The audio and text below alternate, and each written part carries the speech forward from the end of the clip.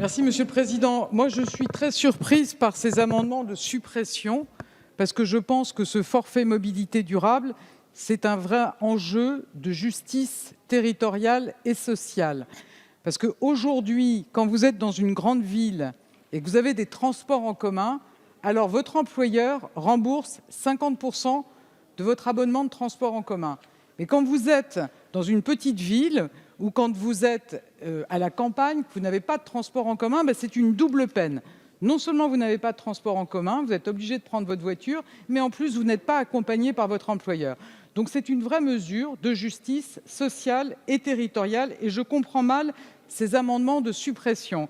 Alors monsieur le député Leclerc, peut-être vous n'avez pas pu être parmi nous vendredi, mais vous auriez vu qu'on a débattu longuement de la façon dont on pouvait encourager la réalisation d'itinéraires sécurisés pour le vélo. Vous savez que le Gouvernement a présenté un plan vélo inédit et notamment, un des objectifs, c'est d'avoir des itinéraires sécurisés, et y compris sur les liaisons interurbaines.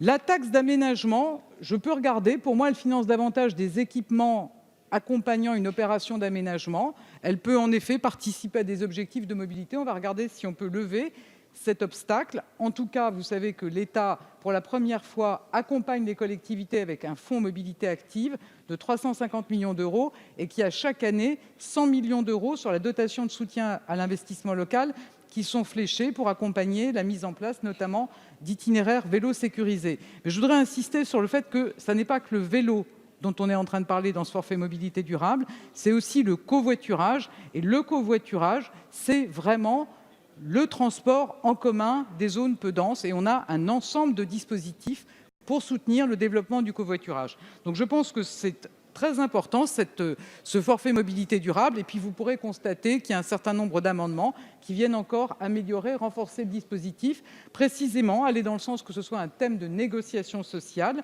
Et puis, pour ne pas oublier les petites entreprises, qu'on puisse leur simplifier la vie avec un titre mobilité, de la même façon que vous avez des tickets restaurants dont toutes les entreprises se sont emparées. Il faut qu'on ait la même simplicité pour que toutes les entreprises puissent également se saisir de ce forfait mobilité et accompagner leurs salariés. Et pour monsieur le député Vulfranc, qui souhaite que le cumul soit possible, écoutez, cette attente sera satisfaite dans les amendements qu'on aura l'occasion de débattre. En tout cas, avis défavorable à ces amendements de suppression d'une mesure de justice sociale et territoriale.